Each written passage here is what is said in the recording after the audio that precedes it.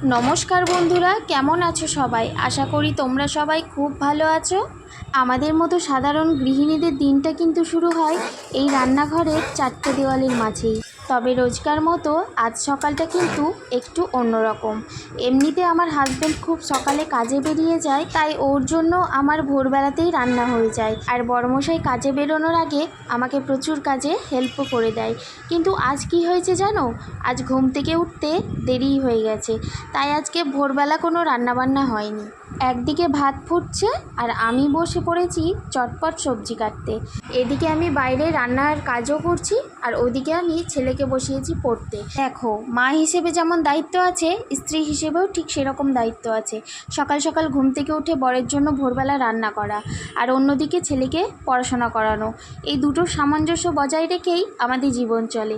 এক হাতে খুন্তি আর অন্য হাতে সন্তানের খাতা পেন্সিল।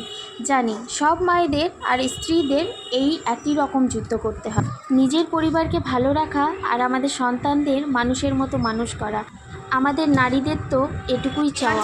বলো, স্কুলে দিয়ে এলাম আর রান্না বান্না সব কমপ্লিট হয়ে গেছে। তো চলো কী কী রান্না করেছি সেগুলো তোমাদের সাথে শেয়ার করব। আর জানো তো, সকাল থেকে আজকে ব্রেকফাস্ট করিনি, তার জন্য খুব খিদে পেয়েছে। তো ভাবছি তো গরম গরম ভাত, চলো খেয়ে নিই। তো চলো তোমাদের সাথে শেয়ার করি কী কী আজকে রান্না হয়েছে। মেনুতে করেছি একদম সাধারণ করলা দিয়ে ডাল আর পেঁপে আলুর তরকারি। আসলে সকাল থেকে এত তাড়া ছিল যে নিজের জন্য আলাদা করে কোনো জলখাবার বানানোর সময়ই পাইনি। তাই ভাবলাম গরম গরম যখন রান্নাটা হয়ে গেছে তখন দুপুরের ভাতটা খেয়েই। জানো তো, একটা জিনিস রান্না করা হয়নি, কাঁঠালের বিচন, যেটা তোমাদের আগেই দেখালাম। কেন রান্না করা হয়নি জানো?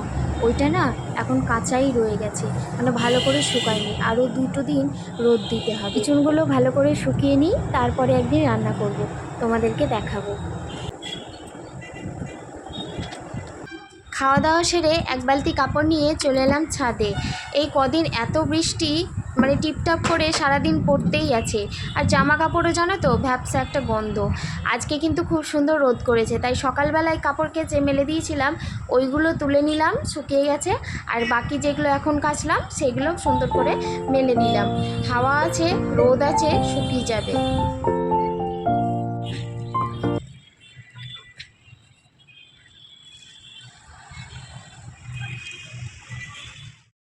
ছাদ থেকে নেমে সোজা চলে এলাম রান্নাঘরে। সংসারের কাজ তো কখনো ফুরায় না। রান্নাবান্নার পর যে কটা বাসন ছিল সেগুলো চটপট করে মেজে পরিষ্কার করে নিলাম। কাজ ফেলে রাখলে আর পরে করতে আর ইচ্ছে করে না, ওই পরে করছি বলেই কেটে যায়। বাসন মাজার পর এবার ঘর গোছানোর পালা। ছেলে তো সকালবেলা খাটের ওপর বসে পড়াশোনা করছিল, বই খাতাগুলো দেখো ছড়িয়ে আছে, এগুলো এখন গুছিয়ে নেব, সাথে জামা কাপড়।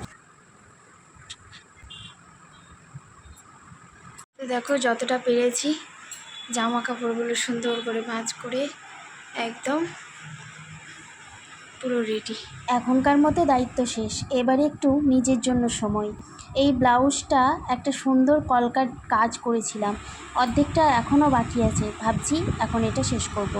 আর হ্যাঁ, এই সমস্ত কাজ করার পর যখনই একটু বাড়তি সময় পাই, আমি কিন্তু ইউটিউবে ট্রেন্ডিং গানে শর্টস ভিডিও বানাতে খুব ভালোবাসি।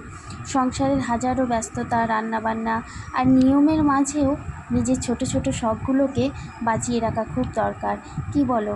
নিজের জন্য বাঁচাটাও তো আমাদের লাইফস্টাইলের একটা অংশ। আজকের এই মনের কথাগুলো আর আমার গোছানো দিনটি তোমাদের কেমন লাগলো কমেন্ট করে জানিও। তোমাদের একটা মিষ্টি কমেন্ট আমার সারা দিনের খাটনি সার্থক করে দেবে। ভালো লাগলে একটা লাইক আর চ্যানেলটিকে সাবস্ক্রাইব করে আমার পাশে থাকবে। এর মতো এখানেই টাটা।